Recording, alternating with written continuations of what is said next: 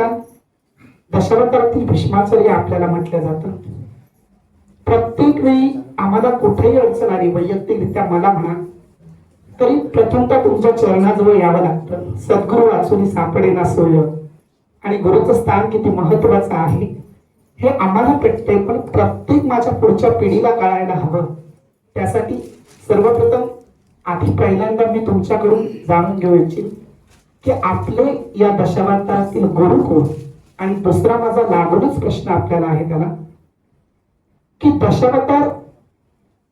या दशावतार लोककलेत काही क्लासेस नाहीये की बाबा क्लास सुरू करतोय आणि तिथे येऊन कलाकार शिकताय. तरी पण 700-800 वर्षापूर्वीची परंपरा सांगितला जाणारा हा दशावतार यात गुरु शिष्य कसे काय निर्माण झाले. मग या नवोदित पिढीपर्यंत हा वारसा जो चालत आला, ही परंपरा चालत आली आणि कला विकसित होत गेली. अर्थात गुरुच्या ज्ञानाशिवाय तर कुणी घडलेला नसेल. मग हे कसं काय वृद्धिंगत होत गेलं किंवा वारसा हक्कानं पुढे गेलं, हे पहिल्यांदा आपल्या गुरूंचं नाव सांगून काका जर आपण या विषयाला सुरुवात केली तर आम्हाला खऱ्या अर्थाने आनंद वाटेल. नमस्कार. आपण प्रश्नार्थक मुलाखत घेता असं म्हणावं लागेल. पण आपण मला प्रश्न केला की या कलेत तुम्ही वाहून घेतलं, ही परंपरा पुढे चालू राहिली, पण तुम्ही दशावतार आलात, आता तुमच्या गुरुचं प्रथम नाव सांगा, असा आपला प्रश्न आहे. प्रश्न यथार्थ आहे, त्याचं उत्तर मी देतो. पण काही वेळा परिस्थिती अशी असते जीवनात, निर्णय कोणता घ्यावा हे आपल्याला कळत नाही. अशा अवस्थेतही मी FY आर्ट मध्ये प्रवेश घेतला, पण काही कारणानं मी कॉलेज पूर्ण करू शकलो नाही. आणि वडिलांची इच्छा होती माझ्या की मी शिक्षक व्हावा, पण काही आर्थिक दृष्ट्या म्हणा, कौटुंबिक दृष्ट्या म्हणा, मला ते करता आलं नाही आणि मी घरी राहिलो. घरी राहिल्याच्या नंतर आता प्रापंचिक गोष्टी सोडविण्यात आल्या पाहिजे याच्यासाठी काही निर्णय घ्यावे लागतात. आणि त्याप्रमाणे माझ्या अंगी असणारी उपजत जी कला होती ती मला स्वस्त बसू देईना. त्यावेळी म्हणजे 11वी होती, ते वर्ष झाल्याच्या नंतर FY आर्ट मध्ये गेल्याच्या नंतरही पुढे मला शिक्षण घेता आलं नाही.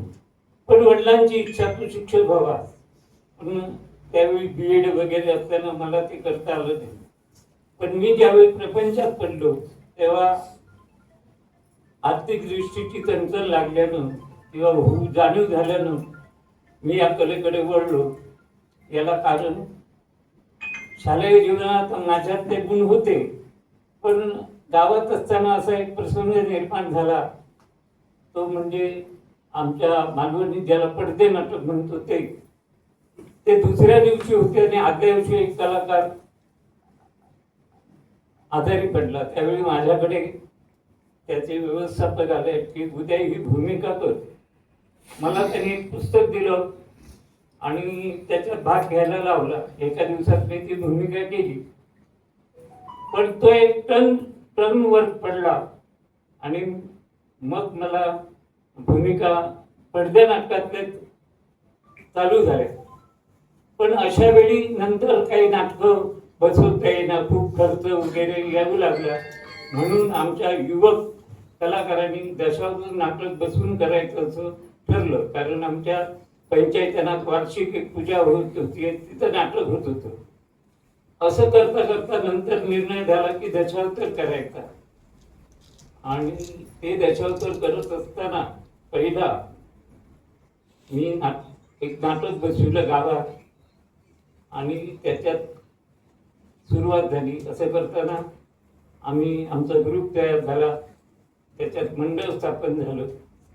पण इतरांना मार्गदर्शन करताना मी काही त्यावेळी गुरु केला नव्हता. पण मग काही गोष्टी दशावतार बघून करायचं म्हणजे त्याच्यासाठी पहिला मला गुरु करावा लागला तो आरसा. आरशात रात्री कुठेतरी नाटक बघितल्याच्या नंतर त्याचं प्रात्यक्षिक मी आरशात बघून करत असो. आणि असं करता करता मी नावारूपाला स्थानिक पातळीवर येऊ लागलो. एवढ्यात